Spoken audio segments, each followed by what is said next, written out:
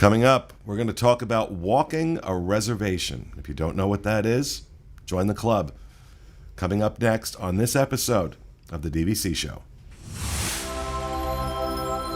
The DVC Show is brought to you by DVCstore.com.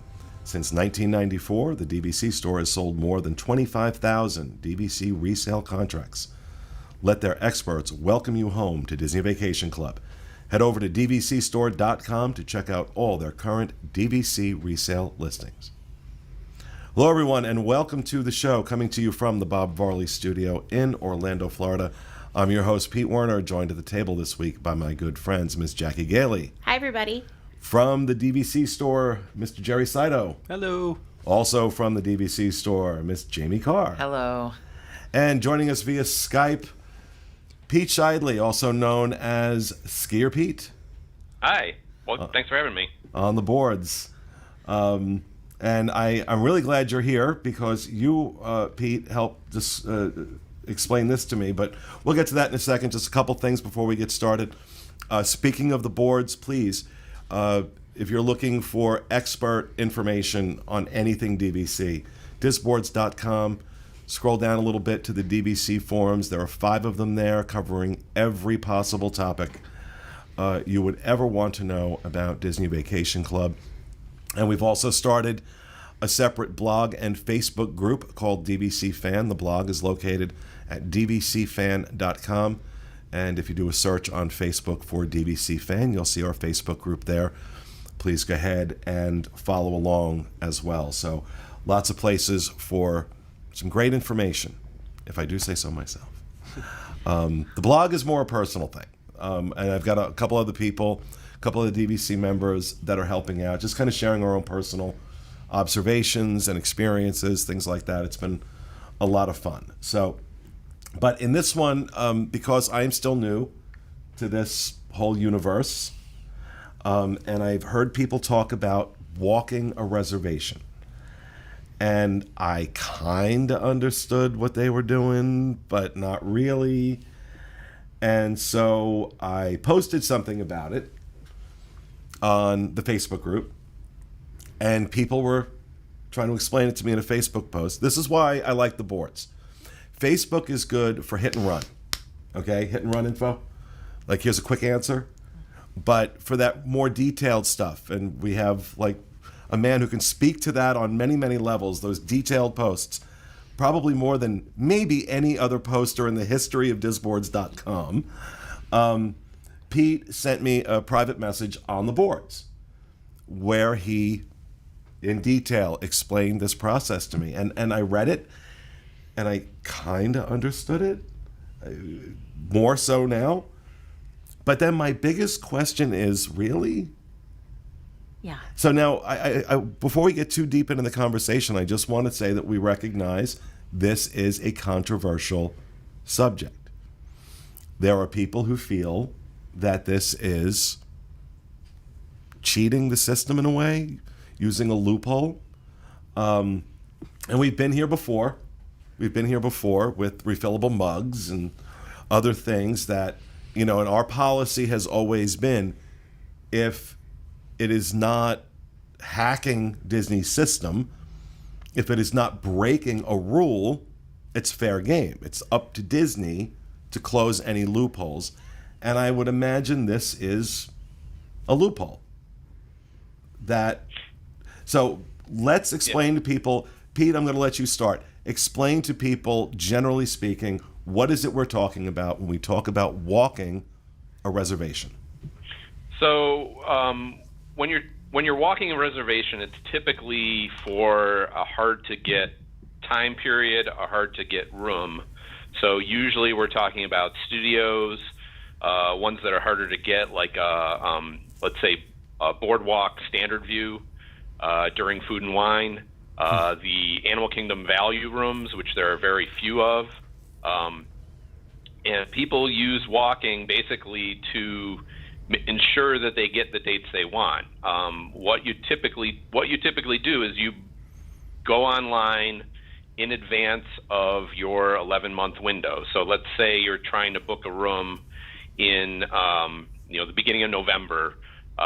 for that you would normally, you'd normally book that 11 months advance in beginning of December. Because you know that's a hard time to get a room, instead you go on a month or two earlier, September, which is a much easier time to get a room. You book a week or however many points you have. You book a period of time. Once you have that period of time booked, you've now blocked off the end of that period beyond that period of time to anyone else getting that room. So if you, let's say you book September 25th or something like that to October 1st, nobody can book that room that you've booked until October 2nd, because essentially you have to have 11 months advance. I hope I'm explaining this well, on that room. So once you get to, so now you have a 7-day period of time that's booked. You wait until near the end of that period of time, but not until past it. And then you call member services, or you can, I believe now you can even do it online, and you change your reservation dates. You move the reservation, as I said, if you book, say, September 25th to October 1st, you go on November 1st, and now you change that reservation to be from October 1st to October 8th. And then you can do that again 7 days later. You move it again, and then you move it again until you got the dates that you want. And it keeps anyone from booking behind you. Now, it only really works at the 11-month window, because if you think about it, if you try to use this at a 7-month window, the owners at that resort can come in and they can book a room in front of you because they already have access to those rooms. But you do see, if you pay attention to the availability charts, you do see pretty good evidence that this happens, because what happens is you see dates clear up behind the walking period. So, right at the 11th month, there's no availability, but at 10 months and 3 weeks, suddenly there's some rooms open up. So, as I said, I don't think it's a huge problem, but it is definitely used by some people for those very hard to get rooms, the studios, the very popular periods of time, early December, the wine and dine marathon period at early November, which is very popular. Well, what's the argument? What's the argument against this? Why do some people get very, very upset with this? Well, I think the reason is you're essentially booking rooms that you're not using. And as you're moving the reservation, yeah, sure, you're opening those rooms back up, but people are trying to go on at 11 months and get those rooms, and they're not available. And in order to catch the rooms as someone walks past them, you got to be online all the time, or you got to be lucky with a wait list or something like that. So I think people are bothered that there's, basically they feel like people are booking rooms unnecessarily and preventing other people from getting those rooms at the time that they're first available. Yeah, I guess if a lot of people are doing it at the same time, then yeah, they're taking things. Now, okay, anybody here done it? I've never done it. Never done it. I've Never done it. I've had clients do it, but never done it myself. I just feel like it's a waste of, Again, a waste of time. It's I'm in a very different situation because A, I live here. B, this is my job. So I can go on and see what's available. Yeah. Hey, you know what? I'll do a couple nights over here. Did that at Bay Lake last week. Oh, there's 3 nights open in a 1-bedroom. Boom. Go ahead and grab it. Yeah. I'm not going to be planning much of anything 11 months out. But in the example that Pete gave, he started in September talking about a November reservation. To me personally, that's a whole lot of time and a whole lot of organization and a whole lot of, if you miss it by 1 day, you now have a reservation you don't want. Mm-hmm. There's a lot of time and effort that have to go into that. So is it really necessary? And for the ones he mentioned, it probably may be necessary. Value View, there's only a handful of those studios, so even the members sometimes can't get in over 7 months. But to me, it just sounds like an awful lot of work over a prolonged time period, and don't make any mistakes. Yeah, like you're in trouble if something comes up at work and you have to go into work early, or you have a kid that's sick and you have to, like, if any kind of regular life things happen and then you miss that day, if you've been doing this for a few weeks, Right. you're toast. But they could, I mean, if they end up not getting what they needed because they forgot to call, they could cancel the reservation, points go back in the account, and then they have to book a regular, like a boardwalk view instead of the, lesser cost room or whatever. Yeah. So even 11 months out, they hopefully would still be able to get in. I'm taking a look right now at a studio at Copper Creek. I'm an owner at Copper Creek. I'm looking at on my contract. There's hardly anything at 11 months right now. Hardly anything at 11 months. Yeah. So People strategize. It kind of boggles my mind a little bit, the extent that some people go to do this. So when we used to fly in, we would plan what we were doing based on the price of airfare. So if you fly on certain days, it's a lot less money. And there were 8 of us flying. So, like we would fly out on a Tuesday typically, and we'd fly home on a Friday. And that many years ago, it just happened to be that those were the inexpensive days to fly. So we would try really hard. Now, if we couldn't get the days at the villa that we wanted, what we would do is we would stay at a value resort or at a moderate resort, whatever, the first night. And then sometimes we would even add a day to the end, which I don't recommend, because if you go from staying in a gorgeous Disney Vacation Club villa to staying at a value resort, it's kind of not the funnest way to end your trip ever. But No, and that almost defeats the purpose, like what you're Yeah. saying. So you bought DVC, you're paying annual dues, you're paying to own at a particular resort, and now because you're working around other things in life, you're paying to stay at a hotel. In my mind, you've completely defeated the reason that you purchased Right. DVC. So when you start, when that has to happen to make it work, then I would say I understand why people are doing what they're doing, because it doesn't make sense to book a hotel room when you own DVC. So, well, I somewhat agree with that. There are times I take a look, and I do this now every time I'm going to book a DVC room. I want to see what Disney has that room available for in cash. My points have a certain value to me, and if that room is going for $250 a night, and that ends up equaling about $10 or $11 a point, I'm going to pay the cash because my points are worth more to me than $10 or $11. But again, my situation's a little different. but you would stay at a DVC resort. Her example was they would stay at a value or a moderate.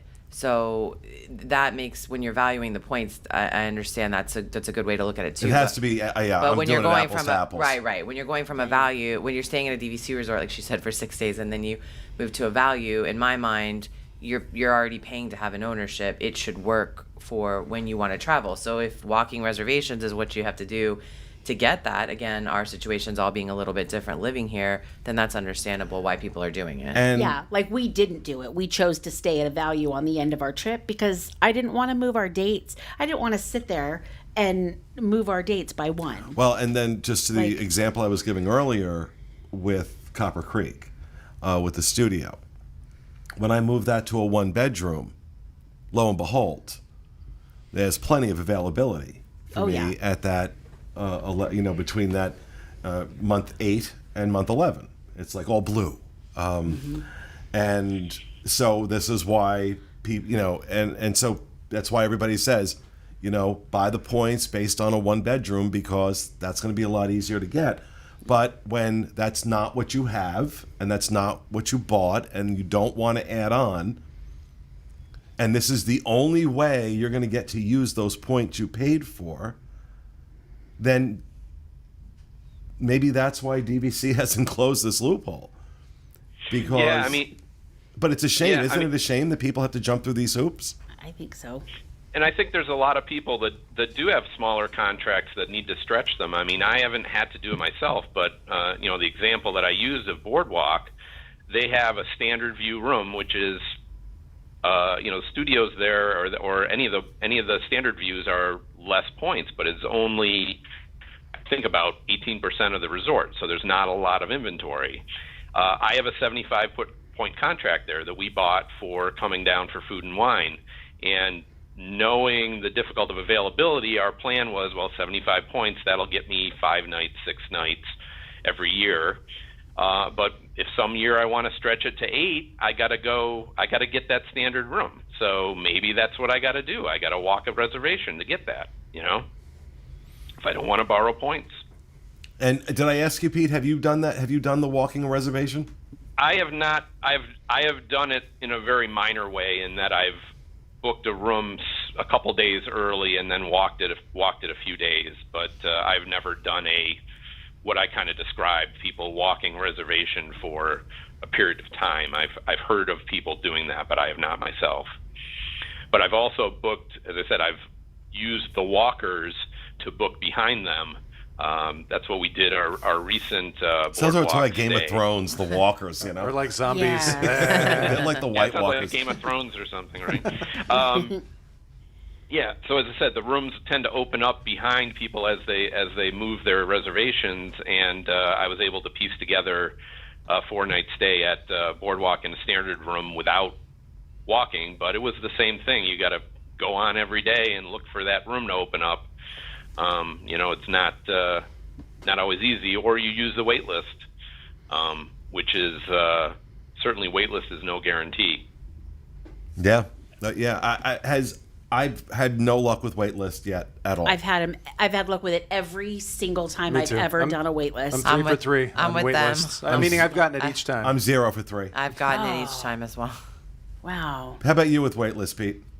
I got very lucky with the Grand Californian, and I got in a 1-bedroom out there for 3 nights Wow. a couple years ago, which made me ecstatic. Oh yeah. Yeah. You talk about a resort where you'd have to even if you own there at 11. Well, if you don't own there, you're pretty much not staying there. Yeah, But- and it came up at like 33 days before the it opened up, and I was able to grab that. But That's crazy. Barely even have airfare. That's crazy. Yeah, because a Grand Californian is. Am I right? That's Yeah. the toughest one to book. Oh, yeah. Absolutely. I would agree. That's a Yeah, hard one. very hard. And that's one where probably you got a lot of walkers, Oh, a lot of the California walkers, which means they're Whoa. stoned. And no, you've got Kidding. you've got the people that paid to own there. I mean, that's the people that are spending $200 a point are spending $200 a point to stay at that resort. That's why that resort is able to secure the kind of money that it gets per point, is because people are going to spend it so they know they can stay there. Right. it's insane. So, Yeah. all right. Well, we hope that helped explain walking a reservation to you guys, and that is going to do it for this episode of our show. We hope you enjoyed it. We'll be back with you again next week with another episode of the DVC show. Have a great week, everybody.